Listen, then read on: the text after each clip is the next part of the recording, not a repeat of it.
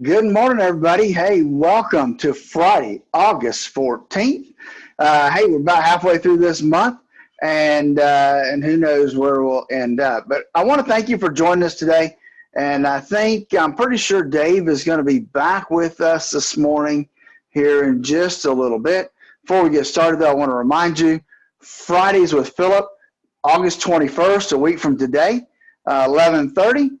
Bring your questions. All you have to do is go to our website, statlerfinancial.com, and there you'll find under events a link. You can go register and get the information you need to log into that Zoom meeting. So, hey, looking forward to that coming up next Friday, August 21st. And then, hey, looking forward to my conversation with Dave as we get ready to wind down this week. Hope you'll stick with us through the whole show. 0.7 and the waves there. It's a permanent wave too. Just ask a hairdresser. 8:39, 21 before 9. Let's find out how your money's doing this morning on Wall Street. To do that, we always go down to the offices of Statler Financial Services in downtown Sebring. Phillip Statler is standing by. Phillip, what gives? I believe for one lousy day, and we went down on the Dow and the S&P yesterday. I don't know, Dave. We started out in good shape, man. I mean, when Scott and I talked yesterday, the markets all looked good, and we get off the air, and they by the end of the day, they were not nearly in the shape that we left them in the morning time. Sounds like the pattern you and I have been talking about now for a while. What's happening early in the morning sometimes ain't an indication during the day. You told me that we had a bunch of blue chippers like Ford in the airline industry talking about some substantial layoffs. I'm sure that doesn't help the Dow and the S&P one tiny little bit, does it? Well, these are probably not ultimately, but these are all European changes. So Ford is going to slash 10,000 positions in Europe, and they're closing 6 of their factories over there. So not good news for the European folks. And then the European airlines are really in a mess, talking about 7 million jobs are at risk over there of furloughs and layoffs. 7 million in just the airline industry over there? That's what they say. That's pretty much the whole danged industry, isn't it? Well, if you think about it now, they're probably thinking when they put that number, I'm guessing that's probably airline and affected, right? So if the airlines have to lay off, that's going to affect the airport people. That's going to affect the mechanic people. That's going to affect a whole wave of other people is because I can't think maybe there are 7 million people that actually work in the airlines. I don't know, but that's a big number. That was my gut reaction. That sounds like the total employment for the entire industry, maybe even in this country, the airline industry itself. It's got to be affected layoffs as well from allied businesses. Government reports out this morning. One's good news, the other's not so good news. Start out with the not so good news, retail sales. We had a couple of really pleasant surprises as we started putting people back to work after the virus shutdowns. July was a disappointment, only grew by 1.2%. We were expecting a lot better, weren't we? We were. We depend on whose economic numbers you look at, but somewhere between 2 and 2.3%. But, if you think back at what June looked like, Dave, June was this huge increase, right? Everybody had been sitting at home for such a long time that, man, when they got freedom, they just went out and started buying stuff like crazy because it was a huge number. Well, so we can't carry that. But so far, the numbers continue to rise up. People were back staying at home. So you kind of expected not quite as much growth. But this was even less than what the economists thought it would come in at.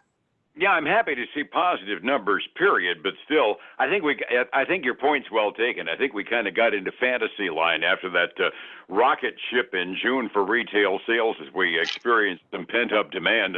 Then July comes in at 1.2. I would have been a lot happier with a 2% increase, but nevertheless, at least it's positive, and that's a beginning. The other number that came out was productivity. We know we've got unemployment issues down the line, but boy, oh boy, are we getting more out of our work than we ever did. A 7.3% increase in productivity in this country last quarter. That's amazing.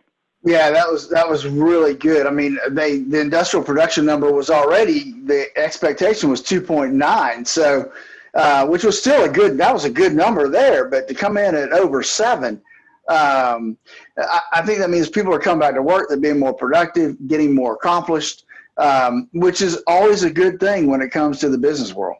Understood. My headline is talking about reluctant shoppers on one of my tip sheets. That kind of gives us the indication the people that are working harder.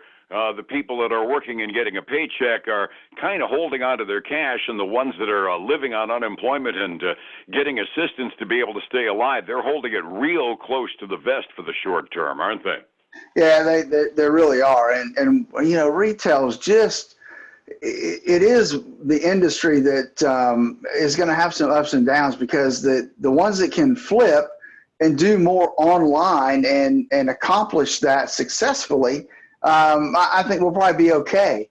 Those brick and mortar stores that can't make that turn are going to continue to have issues. I mean, just like we talked a little bit about Steinmart yesterday, filing for bankruptcy. Yeah, I came home yesterday, told my wife, she was just very disappointed. I mean, that's one of her favorite stores, and I think maybe it's going to be non-existent here pretty soon. Looks like it. This morning I got a news tip, came across my headlines. It said they've already posted a listing of the Steinmart locations that are going to be doing going out of business sales. Hide the credit cards, Phillip. Your wife's going shopping. Yeah, it is a neat store. I enjoy my time when I get to walk around there a little bit. But yeah, it's sad though that we're seeing everything come to this. Absolutely. We do have some reports as earnings season continues. Have we got any indications that might give us an optimistic bent on today? You know, I don't know, because it's kind of I don't have anything really in one area only, but I want to lead off with my big winner today. Because this one surprised the mess out of me. Dillard's department store. Huh? Dillard's. If they're not on your big winners list, they definitely should be on your big winners list today. They had a much smaller loss than expected. They lost 37 cents a share, which it's a loss. Yeah. But the analysts expected them to lose over $4.50 a share. Crud. Yeah, so they've been one that they've been able to come in and really work their inventory and cost control measures to boost their profit margins. Very conservative approach going forward. So they are up this morning 17.3%. You know, that's just a tale of the world we live in today, that you can lose money and just not be in the tank as bad as anybody expected to by a wide margin, and see that kind of an increase in your stock price, isn't it? Yeah, and that's a big increase for a retailer. Oh, absolutely. And the nice part is it does indicate that the store's got the controls in effect, so they're probably going to be one of the survivors of this retail brick and mortar shakeout. And there's a good chance they will be. I'm sure that they've run a pretty good ship, and if they've been able to do cost controls to that extent, they will probably be one of the ones that come out okay on the other side. Evidently. I don't have them listed on the tracker list that my source has, but I'm seeing a couple, 3 other big retail shops that are also going up, and I suspect that's just a category increase over the fact that Dillard's is proving it can be done. It can be done, yep, absolutely. So I got a couple more for you. I got Applied Materials. They're the semiconductor manufacturer. So they beat by 11 cents a share. Revenue also beat what Wall Street expected. And then kind of an against the current deal here, they gave upbeat guidance for their current quarter from where they were. So some good news coming out of them this morning. They're up 3.5% this morning, and they're within striking range of their 52-week high right now. Cool. One of their CPUs, I know, fixes one of the failings in the Intel line, so they've got a little bit of a leg up right now on some of the mainline PCs that are out there, so they're benefiting from that. Yeah, that's good. And then the last one I have for you is DraftKings, the online sports betting company. What's that? How do you do that without a football season? Well, that's been one of their issues is lack of sporting events to bet on, right? So, but they actually did okay. They lost 55 cents a share, which, well, I guess I'm sorry. They lost more than expected. They lost 55 cents a share. They're supposed to lose 19 cents a share. So they forecasted for the current quarter that they should be above what Wall Street expected. But you know, they had a strong quarter, but like you said, they have limited things to bet on. And that's got to be a problem for them. So they're down 6.25% this morning. Yeah, I would expect that's probably one of the high casualty lines of work right now, with the Big Ten canceling their entire dang season and the other major conferences saying we're only going to play each other and whatnot. I mean, the betting line right now is there going to be a game, not what the game result is going to be, right? Well, that's true, and we still don't know. I mean, we still may not have college football this year at the rate we're going. Can't find an opponent. You can't get a game even if you are willing to play. Resetting the table for the morning. Like I said, it was a mixed bag yesterday on Wall Street, and I did hear you and Scott talking yesterday morning while I was running around, and I was thinking, oh, good day ahead.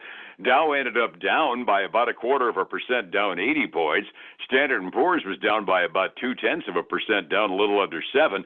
NASDAQ, the exception, up yesterday by a little bit, about 0.25%. Looks like I'm seeing a similar pattern this morning early on, Phillip, 45 minutes early. What are we looking at? So we have gone to pretty much red ink. I would say almost across the board. We've got the Dow right now down 0.4%, about $112. The S&P 500 is down about 0.15, almost $5 down. The right now NASDAQ is in the green, up 0.15%, $18. So it looks like a mixed bag to start the day. And if we look at gold and silver, both down. Silver down again pretty big, down 3.2%. Gold down 0.6%. Crude oil is it was up earlier. It's starting to slide today. It's down 0.5% to 42.07 a barrel. Holding above 42 is fine. At the very least, the oil patch boys are looking at the possibility of going back to work, right? That's right. I mean, you know, we'd like it to stay there, but I did read an article, or at least a headline, that there's some uncertainty in the oil markets. You know, not sure exactly what the OPEC's going to do with production. So there's some possibility it may start to lag back down again. Yeah, and the news out of Europe isn't going to help either because it's a world market as well. Speaking of world markets, the Asian rim was kind of mixed. Japan up, Hong Kong and the Chinese markets off by a tinge this morning. Europe pretty much evenly in red ink midway through their day this morning. Phillip, advice always needed to be able to ensure a stable retirement that I can afford to live on. I need advice on that front. How do I find you on the phone? Dave, it's a great time to get a second opinion with our financial x-ray. All they have to do is give us a call at 382-0037. And we've got our Fridays with Phillip coming up next Friday. That's going to be August 21st. All you have to do is go to our website, statlerfinancial.com, under the events section, and you can click the link there to register for that. We're looking forward to that. Bring your questions and get some economic update and get your questions answered. A great time. And then join us this weekend for the Statler Financial Radio Show, 6 a.m. and noon on Saturday, 10 a.m. Sunday morning on Highlands News Talk 730. Where we stream at newstalk730am.com as well, and on the App Store, by the way. Download it for your cell phone.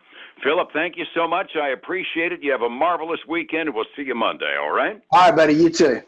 Thank you, sir. It's 105.7 Light FM and Statler Financial Services, Phillip Statler. Wait. Folks, again, I want to thank you for joining us.